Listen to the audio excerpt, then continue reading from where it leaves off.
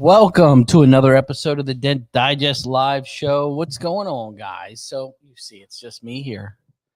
You know, we've got Manny still doing some business as we speak. So you're going to hear me babble for the first couple minutes and make it seem like just an average night with me and Manny. So I hope everybody's having a great couple months. It seems like hail's hitting everywhere. And it seems like every tech that I've talked to has been extremely busy. So keep going, keep pushing, man. Just keep making the money the way that it's been. The market's been pretty good for most of us. So the other thing, it seemed like Anson's open house went pretty well.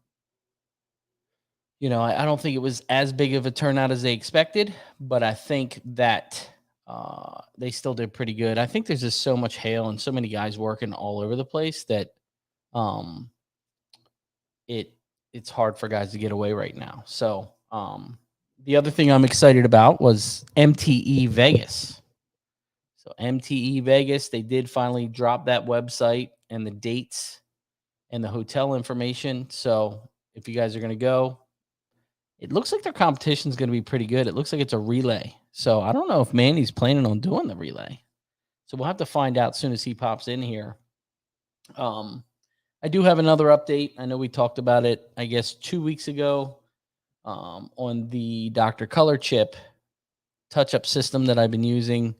So I tried there. We have a really unique kind of blue BMW coming in, and I knew that we didn't have the color in the stock colors. So I took the guy's VIN number, took his paint code, and sent it over to Dr. Color Chip and ordered his direct color. So I wanted to see how that worked on, just ordering a direct color of the car. So it was 2 days mixed to me, and it matched. It was dead on match. So I'm extremely, extremely happy. And after you buy this system, the special colors, or if you need another color, it's $22. So, and I just transfer that over to the customer. They do give you some empty bottles. So what I do with the customer sometimes is give them a little bit of this, just as, you've paid for the paint. So I give them a little bit in the bottom of a bottle and I keep the rest, and I mark in there in the case what kind of vehicle this goes to. So we know it's a BMW C16, which it has the paint coat on the bottom and the top, but this color was like it's got a weird pearl to it. So, and it's a big money M3. So I wanted to make sure it was right. So I'm still blown away on where the hell this system's been for the last couple years. So I'm extremely happy with that. Like I said, they still have the MTE sale going on. So if you guys are interested in that, give them a call. I can send you the info if you want it. We're getting in between $75 and $125 at touch-up cars. So it's been a pretty good income, generator coming in through the business. So I can't complain on that. It's going to, take a little while to recoup all the money that we've invested, but for me, it's a peace of mind. So, but let's get our guest on. Manny will pop in here soon and we'll get going. But I'm excited about this guest.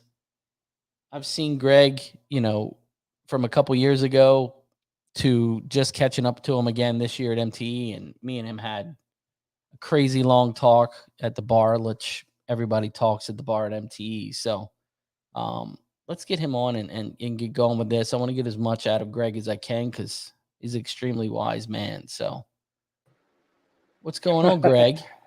Hey, brother, how are you? I'm doing good. How about yourself? I'm doing well, man. I appreciate the opportunity, and I enjoyed our conversation that we had. Hell yeah, it was great. That's what We MTE always is have. about. MTE really is. It's about, even though a lot of us only catch up once a year, but it's like you just pick right back up. We haven't talked since, man, 2019 or 2019. Yeah, that's exactly right. We had a great conversation then, and it's even better last year. So, and it's funny. I remember a couple years before that, we were at MT. We've never met before, and you came up and you were like, "Man, I just want to tell you, your branding and your marketing, you're just killing it." That's the first time we met, and I was like, "Okay."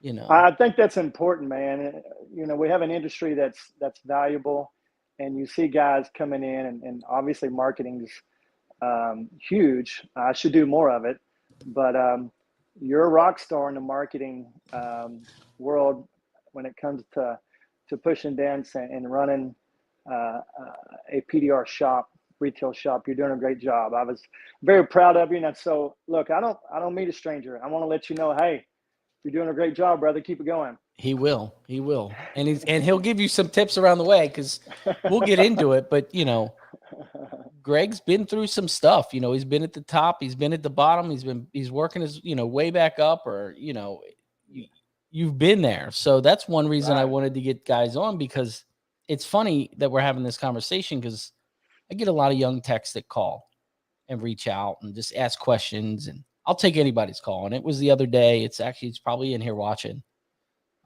He called about 7:30 in the morning, and he texted me, and I called him.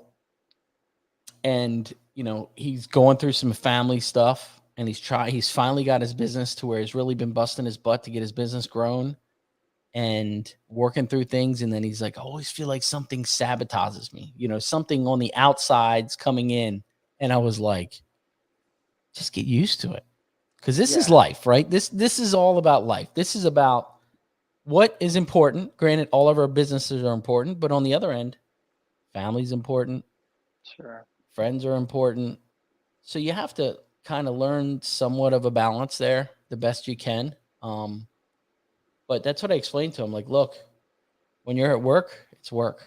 Like, you got to learn how to handle both sides of it. The family stuff you have going on and the work stuff you have going on. So for me, it was really cool to kind of sit back, because I've been through stuff and had to run a business. You know what I mean? When you start getting employees, it changes the game, you know, because you got people's livelihoods. You're putting food on their table now, not just your own. Like, you can go screw your shit up and come home all upset because you lost accounts or pissed off customers. But now you got to worry about 4 more guys. Right. And if you don't, then you probably shouldn't be in the leadership position, because you take it home with you when you want the people working for you to be happy. You do. And you want them to be to enjoy getting there and doing what they do. And if it's not an atmosphere of that, you know, you always want to try to shake their hand and say, hey, man, find happiness, because truly in the end, you're going to do better at your job when you're enjoying what you're doing. And what I've learned over the last couple of years, I think really since COVID, was empathy for one. Like, I've been really working on empathy, because I didn't care. It was always about the grind. It was always about the work, and truly having fun in the workplace, right? We all go to work. We're all getting our balls kicked in. We're all hustling. We're all just in the grind, right? Have some fun. Because at the end of the day, you're spending more time at work with your guys or at your place than you are at home. That is so true. And we've been feeling the pain a lot recently of, you know, grinding hours. It may be, you know, it may be the management position, or it may be techs pushing and this and that. And you just sometimes, man, you want to just sing a little bit louder when the music's playing, or you want to, we sometimes yell the work hard mentality. And we try to keep a good comical top atmosphere around one another. And we have a pretty good crew that do that. And so, you're there a lot, man. And so you're exhausted and tired. You try your best to make the best of the situation. Yeah. Just have some fun. That's where I am now. Now I'm like, you know, we joke around and everybody knows their limits, and, you know, it's a good situation of guys that get it. Like, we bust each other's balls, you know, like it doesn't matter what it is. So, but let me get Manny on. It seems like he's done making his $1 million paycheck. And then we'll get into your story. I want to start from the beginning and get guys to kind of get to know you a little bit. Yeah. What's up, Manny? I kind of forgot what it's like to just watch the show. This is great. What's up, guys? What's up, Greg? What's up, Ryan? What's up? What's up, Manny? How you doing, Manny? I'm doing good. Just doing that last minute delivery, and I was listening to what you guys were talking about, and I kind of feel that I had a couple of those moments this week where it's just like, I took in a job, especially the one that I had today. It looked, doable outside. Like I was like, yeah, I'll take that job, babe. But once it's in here, once it's under that light and everything, it's like, God, what did I get myself into, But when you're in the middle of it, just kind of like hating yourself, you just got to find the light, just find that thing that just makes you smile and be like, yeah, like that's what it is. And, just make it fun. Like you were saying, right? And there's nothing wrong with that. Yeah. And that's the thing. Do you ever feel like sometimes on those larger jobs that you're struggling, right? You're in it. You're in this shit is what I call it. And you're like halfway through the repair and you're like, you got a couple hours in it and you're like, I don't know. I don't know what this is going to look like. Right. Do you ever just start trying different things, different tools or different ways of gluing it or pulling or knocking, I struggled. I had a car that I was kind of in the middle. It was kind of a customer that I don't want to really name names because they watch this. So they sometimes, I do a lot of work for this big group that they give work to my body shops. And I was kind of thrown in the middle on this car of kind of like the guy pulled me outside. He goes, you need to fix this car. And I was like, I don't know if I can fix it. Like it's bad, it's bad. He goes, no, you need to fix it. I'm like, okay, let's go. And it was 5 hours on one door. But you sit back and you're trying everything you're trying everything and you're like, I got to try something different. Right. That's the moment that you forget about. You forget about the money because obviously, techs nowadays obviously still think about the dollar. And when you're in the middle of something like that, it no longer is about the dollar because you're losing. But it's about the challenge and it's about proving a point and it's about letting people know, hey, you came to the right place. And you got to have that mentality of an attitude to say, I'm going to get it if it takes me 40 hours. I'm going to get it, I got to the point where, some of my clients, when they say, well, how perfect is it going to be? Like 90, 95. I kind of started to get away from that. And what I tell them is just like, look, you and I know this is a bad dent. Would I tackle it? Yes. Am I going to give you my best work? Absolutely. And that's all I could promise you. Because it's just like at the end of the day, it's that like you could get to a point where it's just like, man, like you got to start trying new things, and it gets to the point where it's already past what you're getting paid for, but now you're exploring and a lot of times we learned a lot from those trials, right? That's right. It's the lesson. So the next time that happens, you're going to figure it out much quicker. Right. You're going to be able to say, okay, I spent 8 hours on this. Next time it's going to be 2, and I'm going to make some bank doing it. Yeah. Right. So, absolutely. It's returning business. I like way better than a one-time show. Oh my gosh, yes. Oh yes. Mm-hmm. Yeah. That's where it is. I try to explain to guys all the time. It's not always about the money now. I want you 5 times. That's right. I don't want the $400 repair now. I'll take you 5 times at $150 or $200. Yep. So, it's a marathon, not a sprint. So is Greg going to start telling his story? I feel like I want to know more about Greg already. So let's get into you, Greg. First off, I'm going to ask one question since somebody already asked it before we really get into it. How's your kid doing? Oh, he's doing. Devin is with us every day. He's doing well. Obviously went through a hard time. He's, when you're in your 20s, as we all know, your hormones and your different things change throughout those 10 years, I would say. Man, he's at the shop killing it. He's a great tech. great attitude. You know, just he's doing really well. I'm proud to have him with us, and he's doing well. And you know, look, there's a lot to be thankful for in that situation. A lot of people in the PDO world stepped up and lend Devin a hand there in that moment. So forever grateful for that. You know? That's cool. Yeah. That's awesome. I do want to shout out everyone that is joining us. Jesse, Josh, James, Kevin, Jeff, Jonathan. Thank you guys for joining. So Greg? Let's get into you, Greg. Okay. When did you start PDR? How did you get into it? Man, right out of high school, I wanted to be in the body shop industry. And so I went to a little small vocational auto body type of work. And right out of high school, did that for a couple of years and went to work for the best body shop in my area, which later became my best friend because he pushed me in the paint body industry to be really good at it and be picky and be very, very meticulous about everything that you do. Knew I needed to be in the automotive industry because I loved automobiles. I seen a gentleman come into our shop one day and he was pushing dents. And I was going to college at night and working there during the day. Wow. And then this guy comes in and I see him, you know, pushing dents, and I'm like, what is he doing? And the guy told me what he was doing. And so I'm like, that is interesting. And that's something that really intrigued me. I approached the guy and I don't mind giving him a shout out. It was Mr. Jimmy Edwards out of Searcy, Arkansas. I think he's 28 to 30 years into the industry.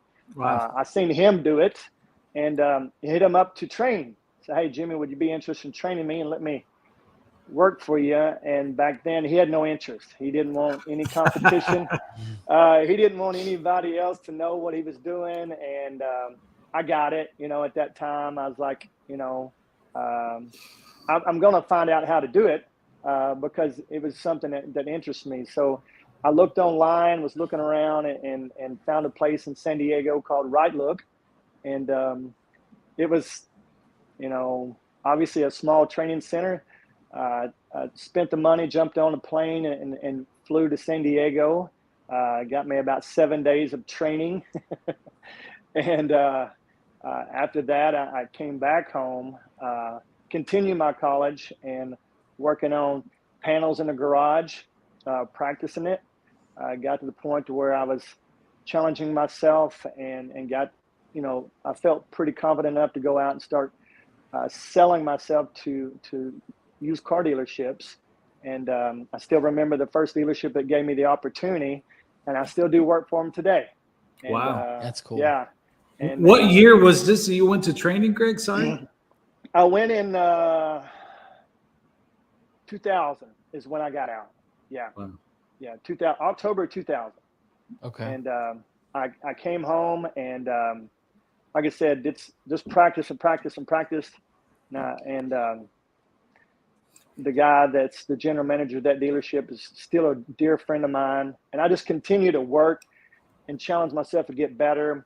Jumped on a Hell team, learned a lot of basic fundamentals from Hell guys when it come to Hell.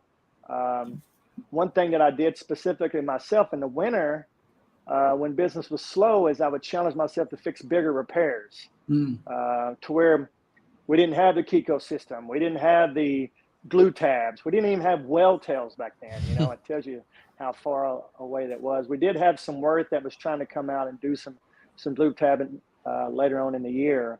But as time went on, but everybody thought glue was going to be a failure. And obviously it was from the start.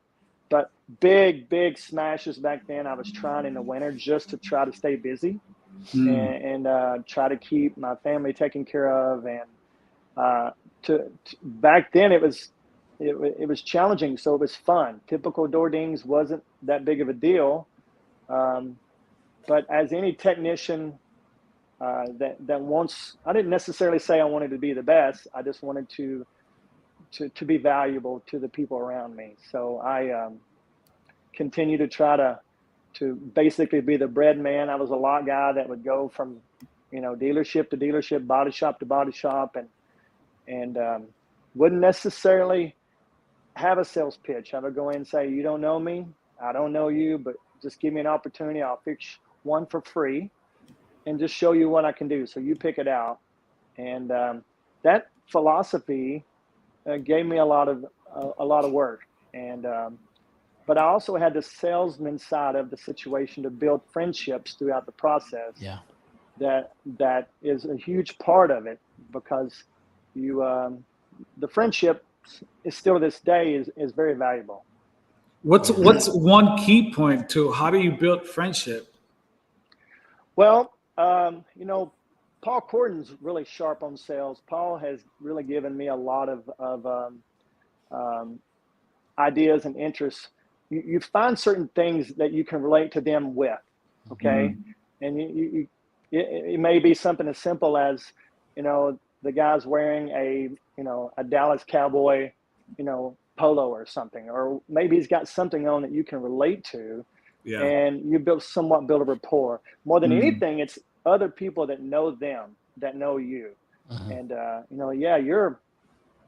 you're Todd's son, or you're Todd's dad, or whatever. And so you get an opportunity to allow yourself to be vulnerable to your weaknesses, that you're not the best, but you're working on getting the best, and do what we talked about before, Ryan. You accept the challenge, and you do a lot of work for free. Yeah. You do. And you're I That's say good. this also, you can't rush the process, right? It Right. takes time to build those relationships. The Yeah. biggest thing you can do is, when you're a new guy and you're walking in the account, be aware of your surroundings. And what I mean by that is, just like you said, the Dallas Cowboy shirt or whatever, or picture. Yeah. I always looked at the business card holder on the desk. Is it Yeah. a fishing rod? Is it a golf club? Oh, I just played at Right. Sandy Hook Golf Club, or I fish in wherever. It's Right. that little Right. catch, and as soon as you'll see their whole attitude change of shutting you down to saying, okay, I can relate to this guy, and you're in. Yeah. And even if you come in respectful, and I was brought up to be very respectful. If they have a guy, first of all, I ask them if they have someone. If they say, yeah, hey, that's awesome, here's my card. If I can ever do anything for you in the future, and he can't get to something, just let me know. I'm not here to try to take work from him, but I'm also here to let you know that I'm available if I can do anything for you. That's somewhat in your area. You try to stay in your area, and of course, if you got competitors in your area, you try to be as respectful as you can. Everybody's, it's a fine line to walk sometime, so challenging. Yeah. But after that, man, I was with this auto group, and I was consistently doing their work on top of a lot of auto groups, but I had about 6 different brands in one specific auto group, and then their body shop, and I did all their body shop work in their collision center. Well, then they downsized. And when they downsized, they basically said, man, we want you doing all our work, but we don't have a place for you.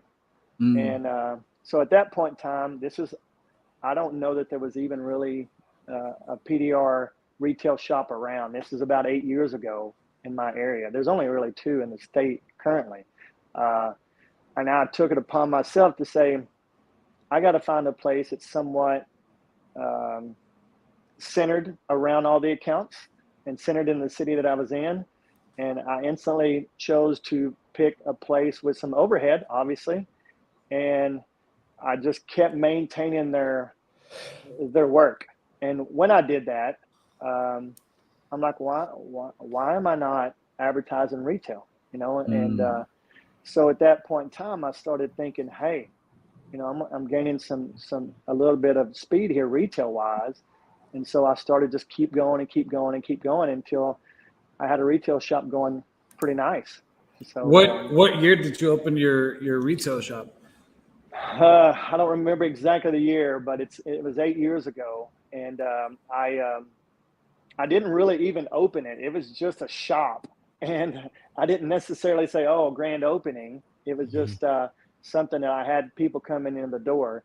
After that, my son was with me. I had a technician that I trained. I had an office manager up front, and I said, "Hey, I'm gonna move to a better location, bigger location, because we needed more room at that point in time. But I also wanted to purchase a building. I didn't want to pay any more rent, and so I told myself when I found that I would make that move, and we did. We got basically about a 3,000 or 4,000 square foot building. We had a shop about 2,500 square feet, and we went in and spent some serious money making it super nice to impress the public, trying to gain more retail traffic, because that was our goal. Our goal from day one has been retail. If you have a retail shop, wholesale should be your filler. Okay, retail should be what you're driven for. Now, that's in my location, and that was my goal. We wanted to really be valuable to the public and to the community.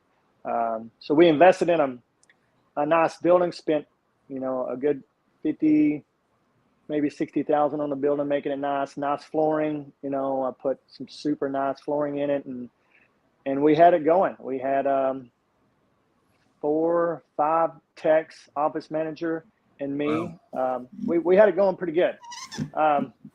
We were told after 12 months that the building would be ours to purchase. After the 12 months, we were told that was not going to happen. And so look, at that time, now I look back, it wasn't, back then it was devastating. And what I've learned in this business, or any life in general, don't make decisions based on emotion. Keep your emotion out of it. And absolutely, at that point in time, I made a decision emotionally to leave that location, to change to another location. And it was not a good move. It was not a good move at all. We went to another location and invested in the building as well, made it just as nice. But in my specific situation, frontage is everything. It's people say, oh, you can spend money for marketing and you can be a half a block off the main road and this and that. Well, that hasn't been, my story. My story is stronger with frontage. Yeah. We was in the other building for almost 2 years. This is, officially now the third building. Wow. and COVID hit, and the brakes, the wheels came off. COVID hit. I went through some personal. I went through a divorce. I went through a lot of stress. Basically, you guys know exactly how that is when you're running a fixed location. You're all the pressure's on you. You're getting rid of employees. You're doing this. You're doing that. Basically, stayed out of a retail setting until COVID was over, and continued to stay mobile for a while. And so we're now just finishing up our second year at a new location, and it is rocking, and it's doing so good. It's actually a small vintage gas station. See, that's cool. Small square footage. Learned valuable lessons through the whole process. We have basically 35 to 40,000 cars at 25 miles an hour in front of the building every day. 85% of people that walk up into the building say, we're like, how do you find out about us? Well, we just saw your building right here. And that's cool. And so we're doing well, very, very, very proud of it. But always in the industry, man, I do love PDR. Have always strived to not necessarily, I always wanted to be the, I don't know. I don't necessarily really think you do anything without not trying to be the best, but not with ego behind it. You do it with staying humble and let others do the talk, and you just do your best to do everything you can for the person that walks in the door, because that's an opportunity. I think just overall, just being the best that you could be of yourself. Yeah. I mean, it's trying to stay away from seeing how you can be the best, from all the techs around you. No, just being your own best. Yeah. I mean, I think you could ask 100 people that, and I think a lot of people would have different answers. To me, it's more about I want to make sure that customer has a great experience, even if I can't if I can't even do the job. I want to send them in the right place to say, look, as much as I love to have your business, you need to go this way, and here's where you need to go, and this is what it's called serving. You know, when you do things for other people, it's not necessarily, you know, it's fulfilling. You know, it's not always about bringing income into my facility. It's bringing, what can we do for this, you know, 65-year-old woman that's you know, had a little small accident and it's got broken paint and everything else, and you know, we got to send her in the right place. So do the right thing and take care of the people that you can take care of.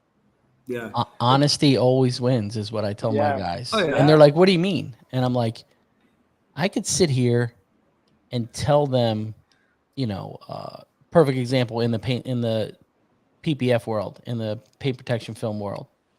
What are your needs? Right. And they tell me their needs. And then I'm like, okay, well, personally, I think you can get away with this. And they're like, well, why wouldn't you just sell me this whole thing? And I'm like, I don't think you need it. I really don't. It's not always about the money. It's about what people need. They, even in the paintless world, they come to us because they need something. We're providing a service because they need it. You know, some people think of it as not a need, but in the car world, when you're a car guy and your car is banged up, it ruins everything. They think about it. They dream about it. They get out, they get in their car. Every time they get in their car, they're pissed off. So, you know, it's just like going to the dentist with a damaged tooth. It's the same thing with cars. Right. So the honesty is what puts you over the end, you know, just always being honest of saying, I think I can make it, you know, even on a repair percentage, I think I can make it 90%. When you know in your head, you're probably going to get it 100%. Yeah. But you always want to leave it. That's and that's something that we've done lately over the last, you know, 2 or 3 years that I used to wouldn't do, is exactly what you just said. We ask them what they want. What's your expectations? Yeah. And if they're like, hey man, I just want it to look better. You know, I don't want to spend $3,000. I don't mind spending a little bit of money and just improve it. And we've done those over the last few years, and I can say it's been very, very helpful by doing so. Because it used to be about perfection. You're selling yourself short by doing that. You're missing opportunities. I remember one time when I used to work for the body shop, that was one of the lessons that I learned through estimating and, you know, becoming an advisor. Is just like you have to know what your clients' needs are, you know, because to some clients, you know, it's about the money. To some clients, it's about the time. To some clients, it's really about quality, you know, and to some, they just want you to try. You know, and you got to know what those needs are.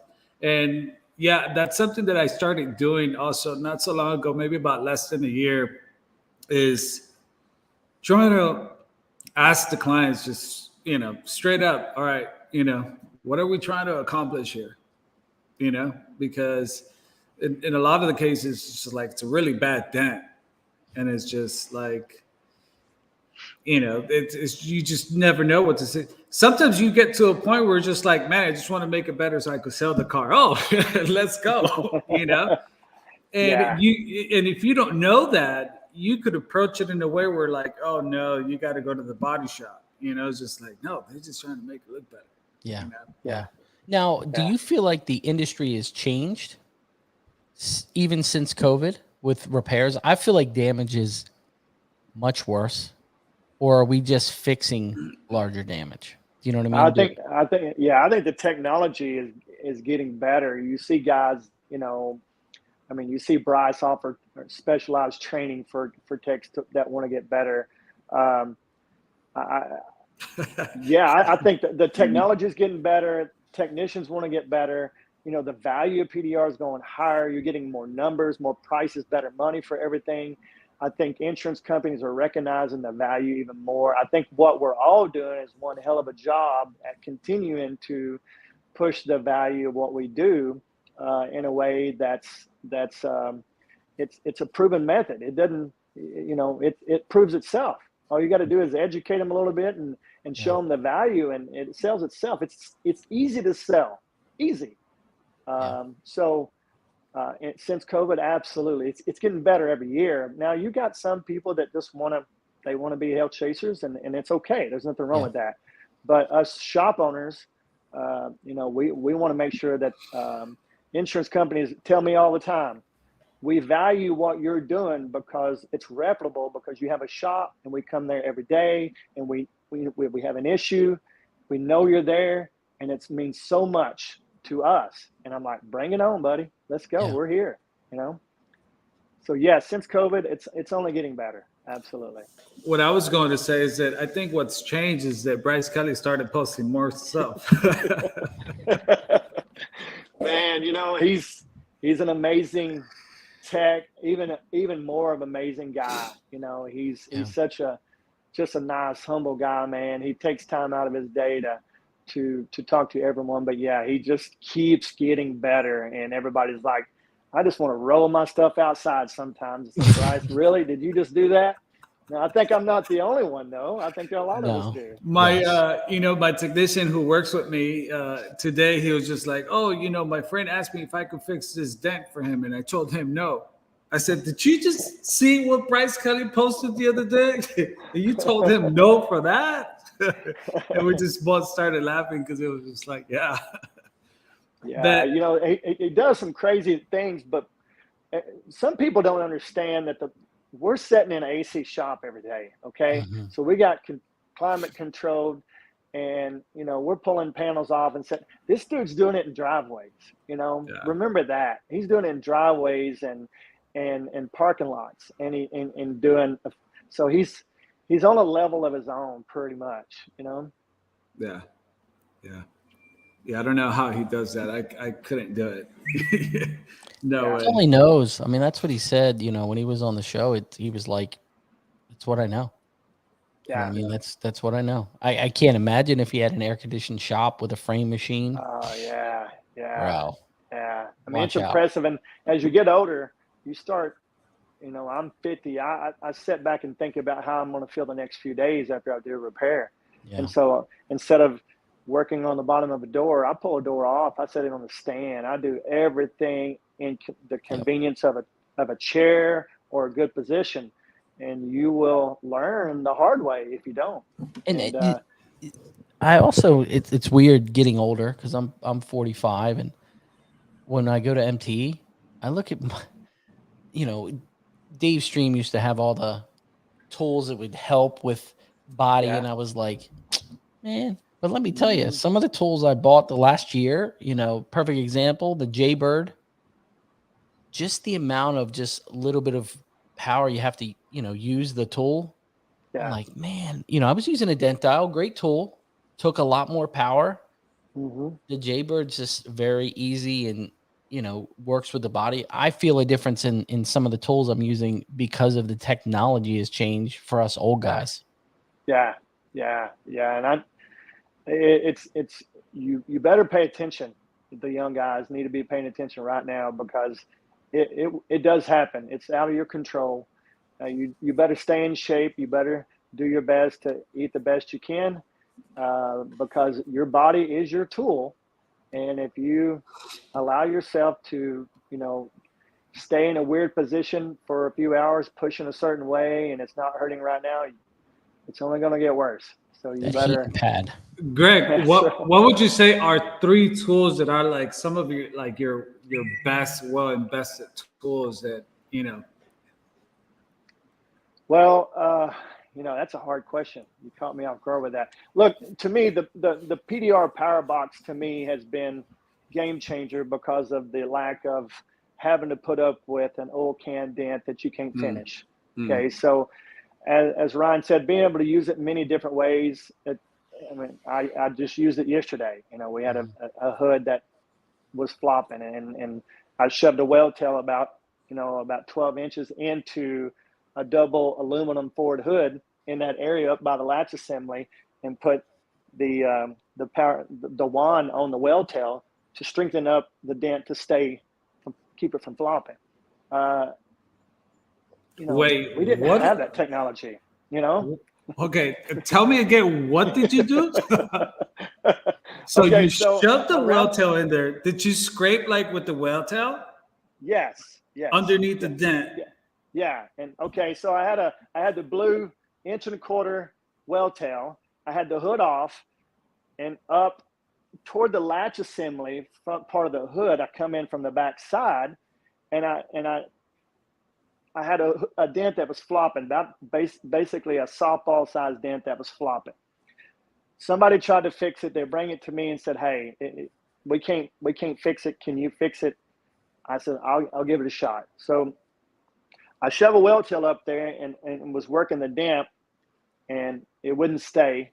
So I take the wand of the power PDR box and I set it to aluminum settings, and I put the wand on the whale tail and was heating up the dent, working the whale tail with the wand.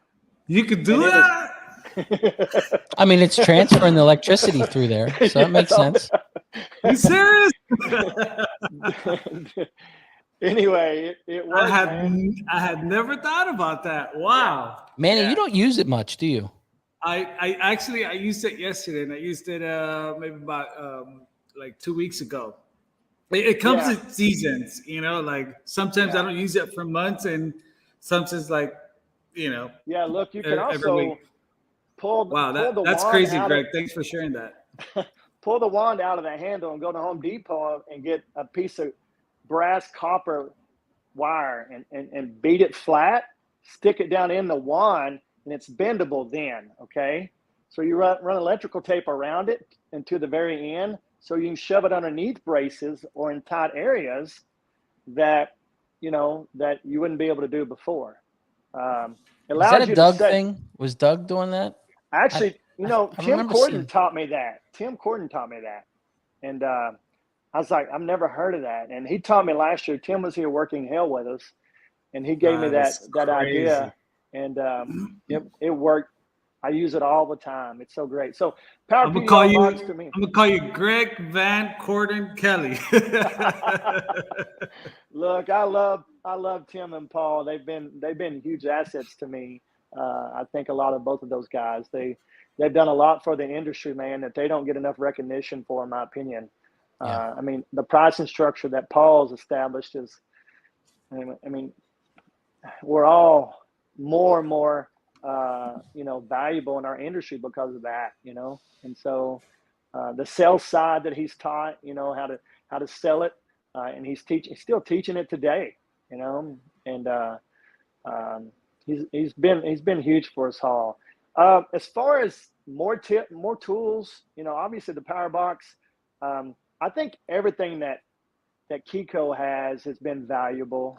If you want to say lately, Chris White and him's done a great job of promoting that for the body shop side of the things, but also for us as well. If I was going to say a third one, man, I don't really know. I like a lot of Carbon Tech, a lot of Todd Zimmerman stuff. I like a lot of his products. Obviously any kind of ratchet handle tools for us old guys that need a bigger, the Gorilla Grip or the Gorilla handle. I don't know, just bigger handles, obviously for us old guys is really valuable for sure. Now you've seen the industry grow, and you've seen tools come in, come out. Some work, some don't. What's your thought on the lateral tension that it's like being used all over the PDR community right now? Man, I look, I say bring it. I love it makes sense. It works. It's effective.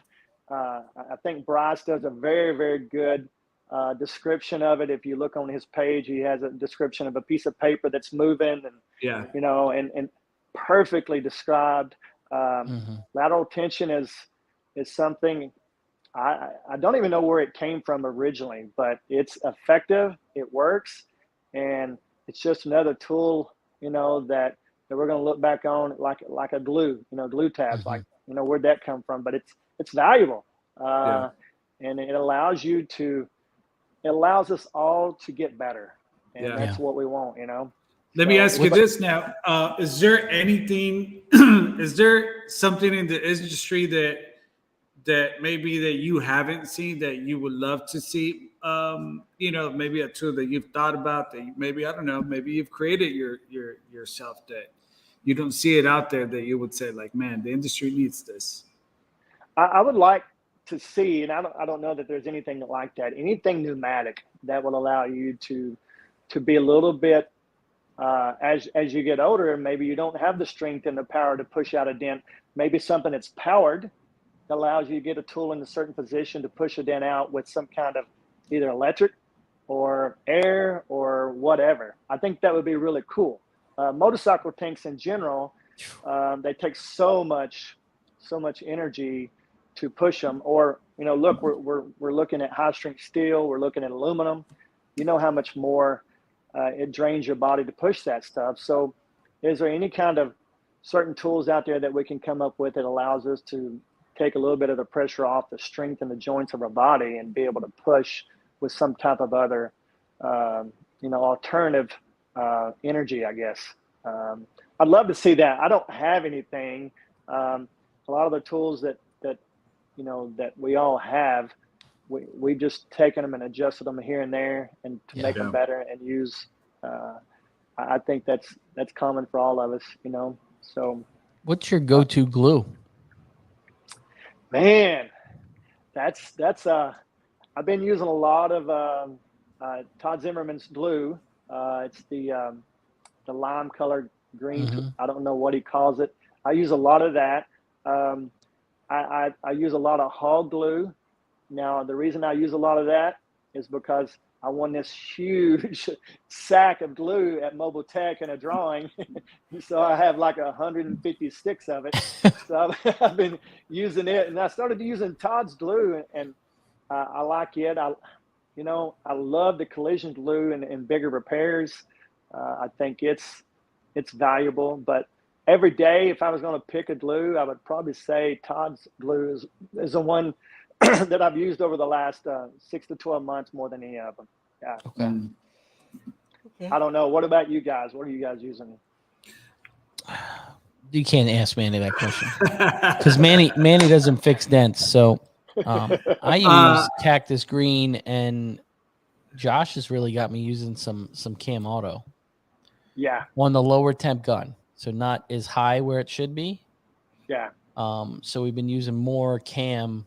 When he kind of came, I've had it, but I have never really used it for what he was trying to use it for, like even dead center tabs, and it's been pulling really good. So Manny uses pink, and it just doesn't work. I don't know, Greg, for some reason, the pink glue it's one of the best glues for me. I've used the pink a lot, man. I really have. And don't be a traitor, Greg. Don't be a traitor. You're being a traitor. We were friends before this. Hey, Ryan. And you know Greg's a pro. He's been in the industry for a long time. He started with Worth glue, so believe me, we're knows his stuff. Listen to the man. Pink glue. Go ahead, Greg. Let's go back to the three tools. I think the dead center has really made I mean, how many times back in the day when we would glue pull something and we couldn't get that last 15% out of the center of a held dent, or the dead center has really, really changed the industry. I remember when they first come out, Chris White sent me just 5 of them. And I don't know, you know, how many cars I fixed with just those 5 tabs. And I'm talking hell cars. I'm not talking, you know, and everybody's like, well, they're breaking, they're doing this and doing that. And I'm like, well, if you pull directly the direction that you have it aimed, and, you know, you don't take a 10-pound sledgehammer and pull with it, you know, if you're just popping it. I think that was a game changer in the industry for sure. Yeah, I agree. So what's the future for you? What's your, you know, we always look ahead a little bit. You know, lately I've learned not to look so far ahead, but just a little bit ahead. What's your next step? You know, that's something I've been processing a lot lately. I've got a little bit into the mortgage side of things over the last 12 months, some Airbnb property, and I thought about another retail shop in a different area. But, you know, technicians are hard to come by that look at things the way that you look at them. Yeah.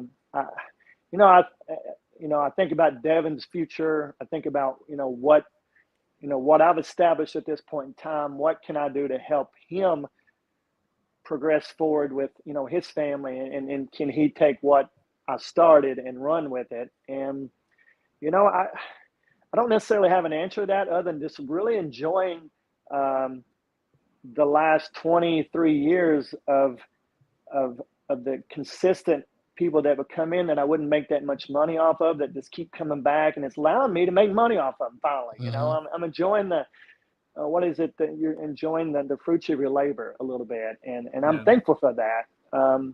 Technicians that I've trained and worked around, I enjoy relationships. I'm trying to enjoy life a little bit more and not necessarily put that much emphasis on money as much as I am relationships and looking after my children. I'm trying to push them and help take care of them. It's my goal. So now, do you feel like in the earlier years you were very focused in trying to grow what you had, and you invested all that time? Yes, sir. Look, if you're not, you said it earlier, Ryan, very well. The more people you get underneath you, the more stress comes, because you have more families to look after. And if you're not looking after them, you shouldn't, once again, be in a leader position at that time. But when you get your income so high that you need, $20,000 a month to break even, you're in bad shape. You're in a place that you don't need to be in.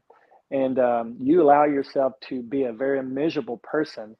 So that at that point in time, you make bad decisions. You put your job in front of your family. You put your job in front of your kids. Your decisions are all wrong.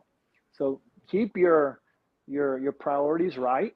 And that right is build a brand, leave it there at night, and go home to your family, enjoy yourself, and it's okay to think about it, but try yourself to be present as much as you can in front of your family. It's important, because all it's going to do is make you better back at work. Because as men, man, we get driven. We start, I gotta have that niche. What's next? What's next? What's next? What's next? And before you know it, you're old. Before you know it, your kids are grown. Before you know it, you're single or whatever. And so, if there's one thing that I would say more than anything, is continue to build relationships, and take care of the people that's helping you run what you're doing, and enjoy life, man.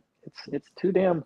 You need to, having a successful shop it can be successful with 3 to 5 people. You don't need more. And I think I mentioned that to you right at MTE. It's like, man, where I got to the point to where I was trying to get too big too fast. And I think it's very common in our industry for people to do that. There's been a few exceptions. Matt Moore's doing a great job. Matt's he's a rock star. And Doug Hillius does a great job. Me and Doug has been friends we met at advanced training, and he's in Seattle, and so, man, we talk 3 or 4 times a week, bouncing stuff off of one another. What doesn't necessarily work in Arkansas may work in Seattle. And so use those opportunities to talk to other technicians that's been there, because I don't know why when we go to Mobile Tech, me and Doug always want to try to give advice to people. I don't know why the hell we even want to do that. It was like the 2 corners at the bar. You know what I mean? So I just met Doug this year. I've never met him, so it was cool to get. He's a good dude, man. He's got a big heart. He's very humble. He's very down to earth, and everybody needs to meet Doug Hillius. I'm telling you, it's him. Him as your friend or someone you can bounce stuff off is a very valuable source. I love one of the things that you said, Greg, is just trying to be more present. Just in anything, just in life in general. I think that a lot of the times we get so caught up in trying to grow our business, trying to get into a certain point, you know, and just like, well, when I get to this, I'm going to enjoy my life. I'm going to enjoy my family. When I get to this, I'm going to feel that I've made it. When I get to this point, when I'm making this much money, then I'll be good. Or when I have a retail shop, then I know I've made it. And it's just like, we all wait for that time. And like he says, it's like, before you know it, you know, so much time has passed by and you've already missed on so much. I think that, you know, that really, you know, it stood out for me, that what you said, that like, be more present, you know? And what can you do to help others? You know, I try to, you know, I have a technician that moved from Minnesota down to Arkansas and has worked with me. Jared Van Sickle. He's a good dude, man. Jared's solid. He worked for Pro PDR for several years. He moved his family from Minnesota all the way down to Arkansas to work for me. And, you know, there's not a day or time that doesn't enter my mind of trying to take good care of his family. You know, he's down here. He put a lot of faith in me. So what can I do to make him a better tech? You know, what can I do to make him, you know, I'm not going to always be here. What can I instill in him to help him become a valuable tech to not only with us, but later on when I'm done, you know, what can he do for other people? If you're not helping other people, you know, you really need to I don't know the goal is to lift others and encourage others to be better at what they're doing. And if you're not doing that, then you're really missing an opportunity. And I think Greg, the longer you're in this business, the more your priorities change. Yeah. You know, because when you're first starting, I've got to get accounts to make money. Then when you get accounts, you're growing. Okay, man, I'm making great money. You know, it's about the money. We got to make money.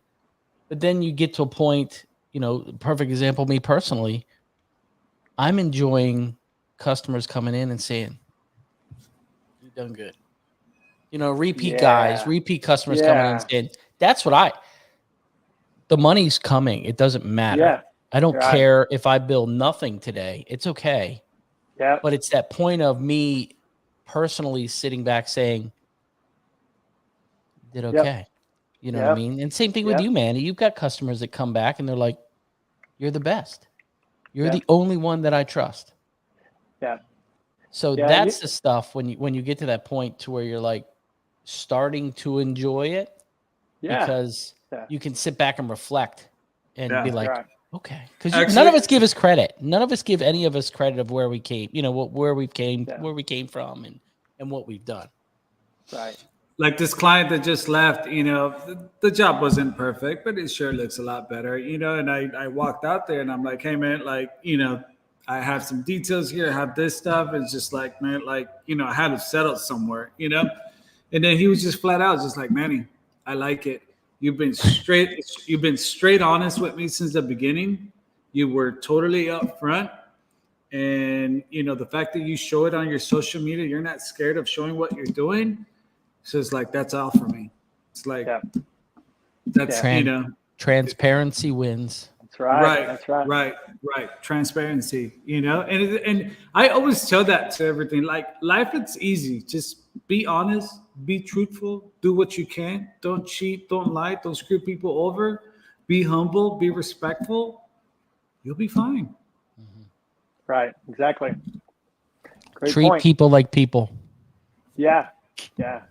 What would be your best advice for new techs or techs who are just, you know, struggling to just, you know, be successful in the PDR community, Greg? Leave your ego out of it. It's pretty simple. Leave your ego out of it, because we as the industry, you know, say we're working for a body shop calls us and they've damaged this Escalade, you know, during the paint process. It's done. It's got to leave today. You go in and you save the world and they put you on this pedestal. You know, we're all the greatest tech in the area. We're this, we're that. And so it's funny because me and Doug would always think about when you walk around mobile tech and you're talking to technicians, you get a pretty good idea real quick on how the technician feels about itself, because the whole conversation, he says, I. Okay. So he's been on this pedestal and he's been lifted up and he's got an ego. Okay. So never think you're the best. Be a Bryce Kelly. Okay.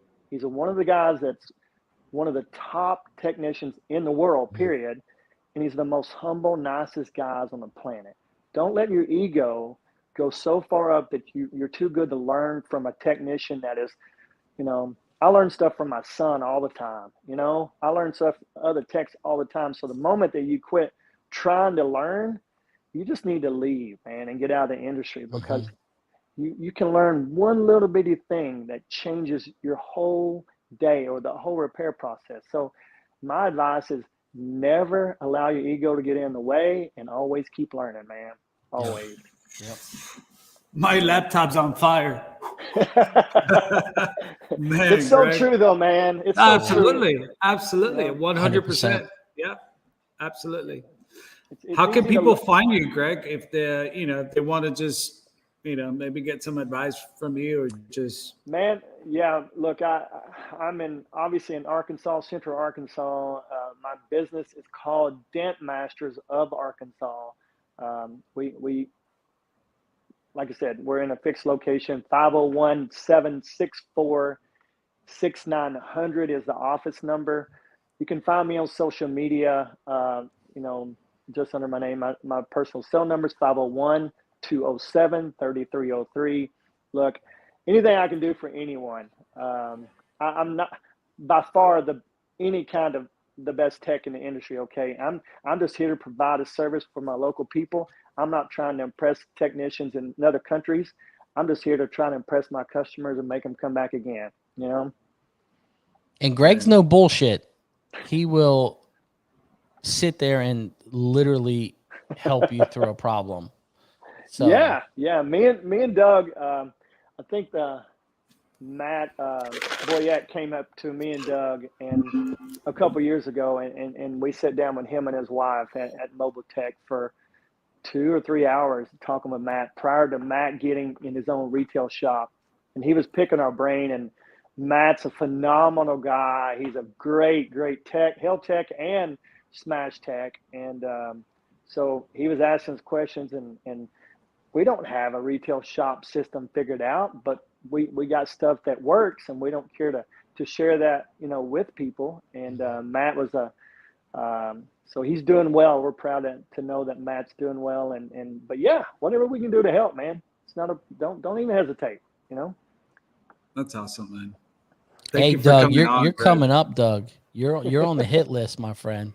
Yeah, you need to get Helios for sure, man. He's a solid dude, man, and he's killing it up there in Seattle. What's his company's name? It really sounds very familiar to me. I don't know why. Dent Solutions. That's right. He has a really nice shop. Yes, Tacoma, Washington is where he's at. Yes, I think that's right. Yeah. Got the little hot rods. He does a good job. Yeah, man, he's got a beautiful family. I mean, Doug's solid, dude. He really is. He's a great tech. He's got great technicians that work for him. And look, not every day you get to work on McLarens every day like this guy gets to. You got Amazon up there, you got Google up there, right around the corner. You got Porsche. I mean, this dude gets to work on the cars that we all dream about all the time. I'm not gonna lie, but I don't know him personally, but I know him because of his business. But yeah, he's one of the guys that inspired me to have a shop, because I just love his setup. I love how clean his shop is. Mm-hmm. Yeah, I don't know. I just love the way he does business. That's funny. we've always the annual income when you have a shop is important. Okay, people don't understand that. I'm in Central Arkansas where the average income's less than $50,000 a year. Doug's in Seattle to where it's probably $150,000 a year annual income. So the necessity of financial, what people make, some people are surviving, and some people are driving luxury cars to where they'll pay $1,500 for a door ding, and so you gotta weigh your options when you're putting in a retail shop to say, this is the area that I want to work in because of the annual income. And some of the stuff that Doug has done that didn't work in Arkansas. Some of the stuff that did work here didn't work there. So he's doing really well. I'm proud of him, and he's a great tech, and he has so much to offer the industry as well. Definitely got to bring him in the show. Gonna have to get Boyette was telling me before. He's like, you got to get Doug on. You got to get Doug. Yeah. I was like, I got to meet Doug first. Let me meet Doug. Then I'll meet him at MTE. So. Yeah. Doug, we hang out a lot. I mean, matter of fact, as soon as we're like, okay, what time are you gonna be there? I'm gonna be there. So we're kicking it at MT all the time together. We're walking down there. Everybody's like, you guys are like brothers. Like, well, this is about the only time we get to see one another, you know. So we enjoy hanging out, man, for sure. Any chance you guys are coming to MT in Vegas? You know, I hadn't even thought anything about it. What month is that? September. Yeah. I'm not sure. It's a little too early for me. A lot of times MTE, I'm one of those guys that wait till the last, 6-8 weeks to decide. And it's usually the way I decide is based off of the work volume that we got going on. And is, a few of my other friends, immediate friends that I haven't seen in a while are going to be able to make it. And do I need any more tooling, or do I need is there anything really out there that's, oh my God moment, Yeah. And so that's usually how I determine if I'm going. So, but I try to go all the time because relationships, man. Yeah. You get to high five people, you get to see people, you get to hug people that you hardly ever get to see. And that's value. And a ton of value. Relationships are cool. Absolutely. Well, if we don't see you in Vegas, we'll see you in Florida. Yeah. I will be at one of them for sure. Well, Greg, I appreciate you coming on. I appreciate the conversations we've had for sure. Yeah. And stay in touch. Yeah. Sounds good, brother. Thank you for coming on and sharing your story and sharing some wisdom. And thank you. It was great. Appreciate the opportunity, guys. Thank y'all so much for what you do. Have a great evening, Greg. Okay. You too, man. See y'all. See you, Greg. It was a banger. Told you. I wonder if we owe him something for all that knowledge that he shared. You haven't even scratched the surface, man. I'm telling you, we talked for a while at MT. It was like me and him were in our own universe. Nobody else was around, but it was a packed bar and we were just having it, man. It was good. It was good, That's so cool. You have a great night. Thank you. Thank you, Ryan. Thank you, everyone who joined us tonight. Appreciate every single one of you guys. Yeah, it was great. It was a great show. Hopefully you guys could join us again next week. Same time, same place.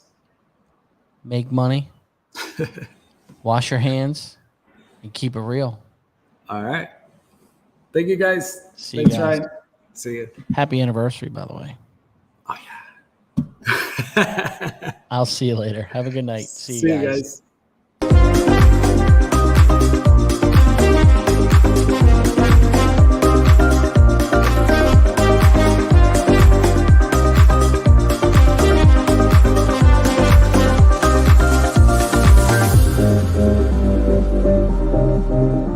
Thank you.